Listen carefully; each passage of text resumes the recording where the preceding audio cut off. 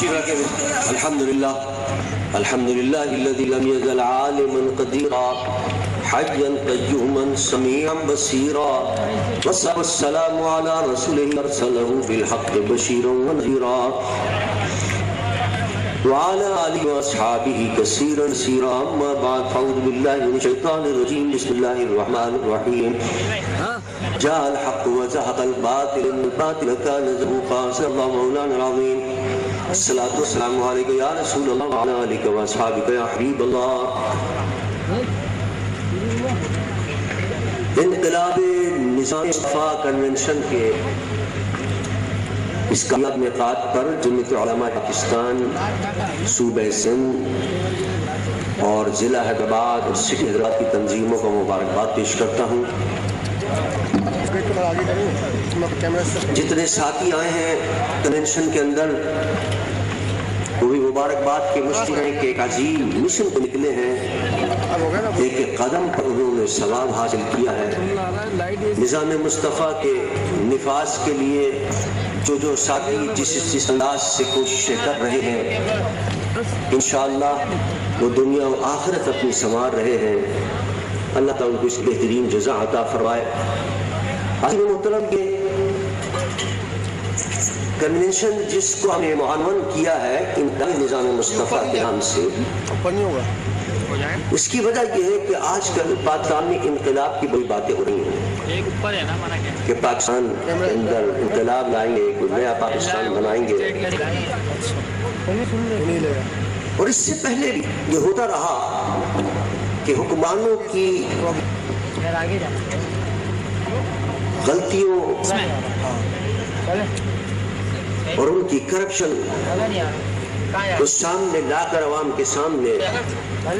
مختلف جماعتیں اقتدار میں آتی رہیں،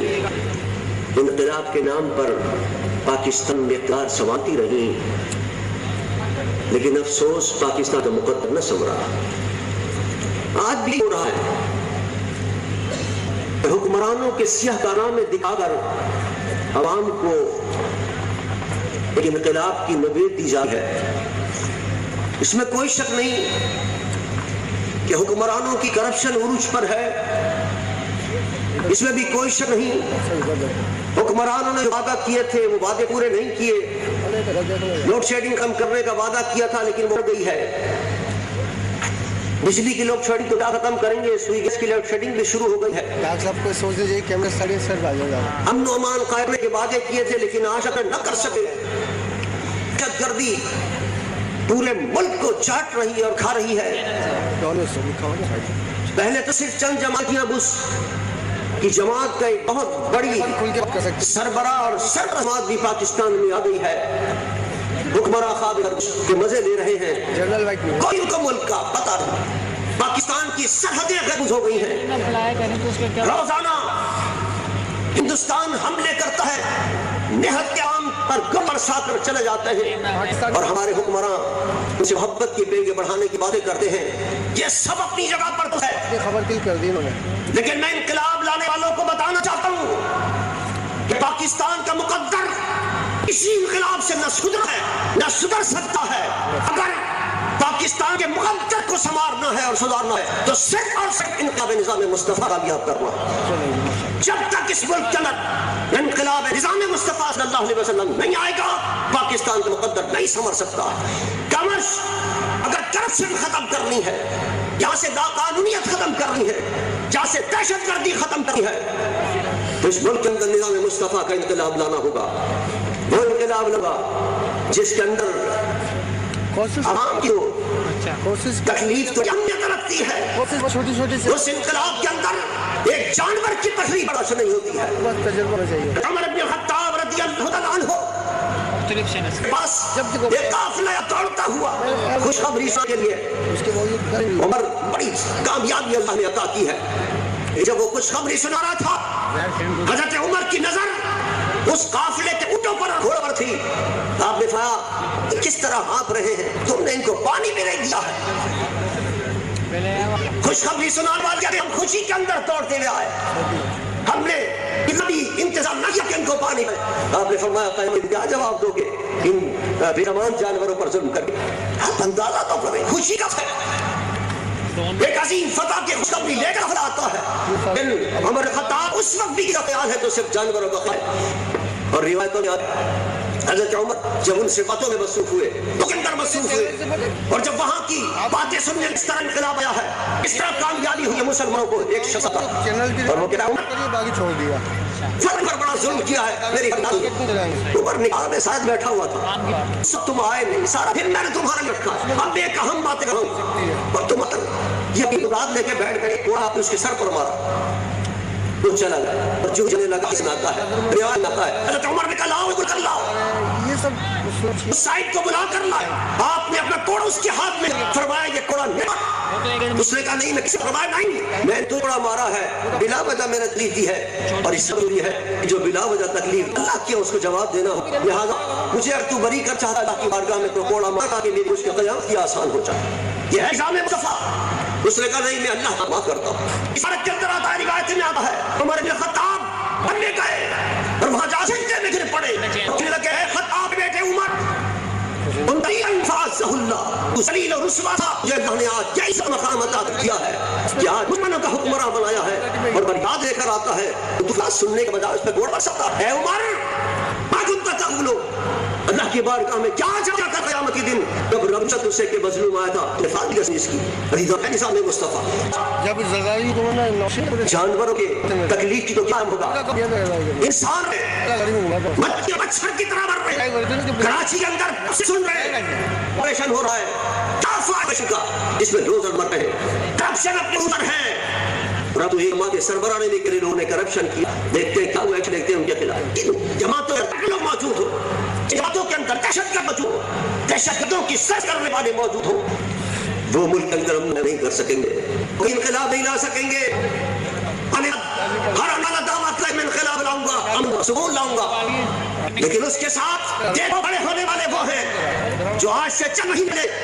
انہی جماعت کے اندر تھے جن پر وہ اعتراض کر رہے ہیں اور ان کی اسی کے اندر وہ کرپشن کرتے ہیں اسی کے اندر گردوں کی سرپرستی کرتے ہیں بدل بدل کر آ رہے ہیں اس سے اللہ اگر لائیں گے تو صرف جمعیت علماء پاکستان لائے گی جس کی الحمدللہ شروع سے لگا قیادت کی الحمدللہ قیادت الحمدللہ کوئی نہیں اٹھا سکتا ہے ملت اسلامیہ حضرت امام شاہ کوئی نہیں اٹھا سکتا حضرت علامہ آگے زمان راگے دور کوئی نہیں سکتا شریف کے بعد بادشاہ جن سے سنور رہے ہیں الحمدللہ جمعیت پاکستان کے اندر وہ لوگ ہیں جن کے اندر صدقہ جسے راحت کرنا چاہتے ہیں دان بیداب ہے کرپشن کے اندر نہیں دہشت کے اندر نہیں اس ملک کے اندر ہم نے سوچا ہے کہ انشاءاللہ جمعیت علماء پاکستان کا قافلہ میدان میں ہم لوگ آ گئے ہیں الحمدللہ صوبائی کنونشن ہو رہے ہیں پورے ملک کے اندر اور الحمدللہ آج فیصلہ کیا ہے ہم نے کہ اس صوبائی کنونشن کے بعد کراچی کے اندر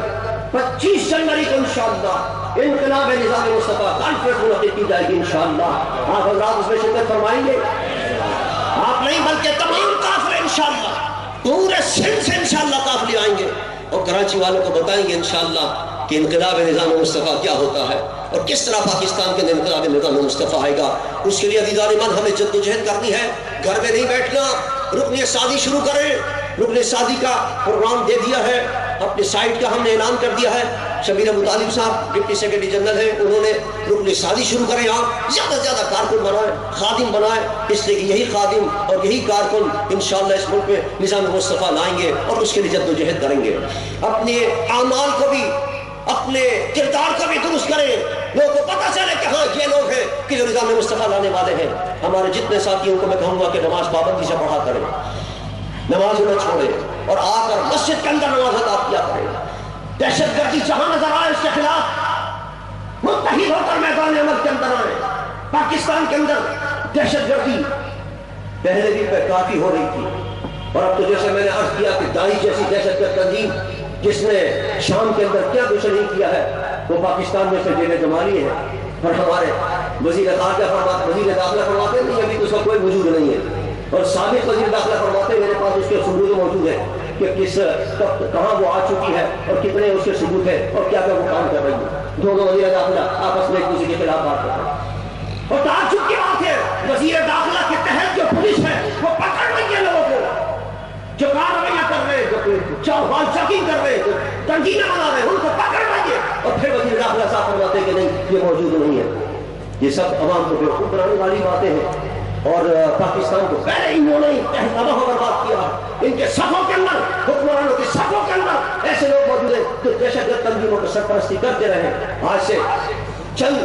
ایک مہینہ ہوا ہے وزیر اعظم نواز شریف صاحب سے میری ملاقات کی مشائخ اور علماء کے ساتھ. میں نے ان کو کہا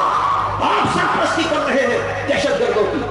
اور آپ پکڑیں گے تو کیا ان کو, اور ان کو کیفر کے ڈاکٹر کو کیا پہنچائیں گے؟ آپ سرپرستی کر رہے ہیں دہشت گردوں کی. تو یہ حکمران کیا اس سے بڑا ثبوت ہو سکتا ہے کہ وزیر داخلہ صاحب اور ہمارا ہے کوئی وجود؟ اور وہاں چوکنگ شروع ہو گئی.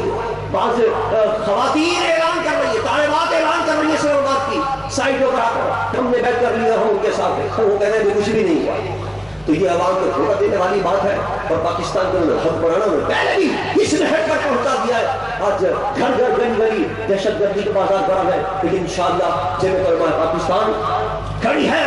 اس دہشت گردی کا مقابلہ کرنے کے لیے, ان عصبیتوں کا مقابلہ کرنے کے لیے انشاءاللہ, اور بیٹھ کر انشاءاللہ مقابلہ کریں گے. اور انشاءاللہ اس پاکستان کو اس دہشت گردی سے پاک کر کے بن لیں گے انشاءاللہ. اس کے لیے الحمدللہ مختلف سطح پر ہماری کوششیں جاری ہیں. جمعیت علماء پاکستان جو دیگر اہل سنت کی جماعتیں ہیں ان سے اتحاد کے لیے پیشرفت کر رہی ہے, اس سے باتوں کا سلسلہ بھی جاری ہے. دیگر اکابرین کے ہم نے یہ ذمہ کام لگایا وہ بھی کام کر رہے ہیں. دیگر جو جماعتیں ہیں مذہبی جماعتیں ان سے بھی الحمدللہ ملی یکجہتی کونسل کے پلیٹ فارم پر الحمدللہ تعاون ہے اور ایک دوسرے سے ہم آہنگی ہے اور پلاننگ ہو رہی ہے. انشاءاللہ مل کر ان دہشت گردیوں کا مقابلہ کریں گے, اور انشاءاللہ پاکستان کے اندر نظام مصطفیٰ کا انقلاب لا کر رہیں گے. اور نظام مصطفیٰ کا انقلاب آئے گا تو آپ دیکھیں گے انشاءاللہ یہ دلت دور ہوں گے, یہ دہشت گردی بھی دور ہوگی, یہ کرپشن بھی دور ہوگی, اصلاح قانونیت سے بھی نجات ملے گی, اور انشاءاللہ پاکستان جو ہے وہ صحیح معنوں کے اندر پاکستان بن جاتا ہے. کھڑے ہو جائیے, صلاۃ والسلام پڑھیے. یا نبی سلام علیکہ, یا رسول سلام علیکہ, یا حبیب سلام علیکہ, صلوات اللہ علیکہ. حبیب یا رسول اللہ صلی اللہ علیہ وسلم کا مصطفیٰ ہو,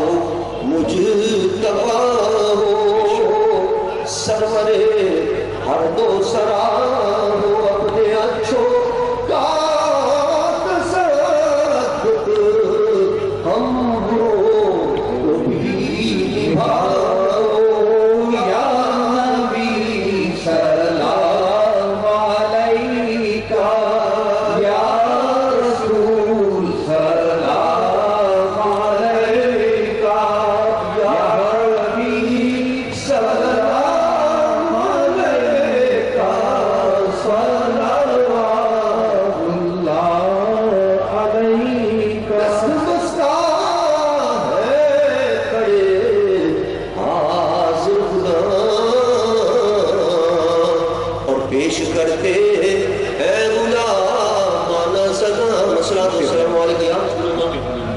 عبدالعلی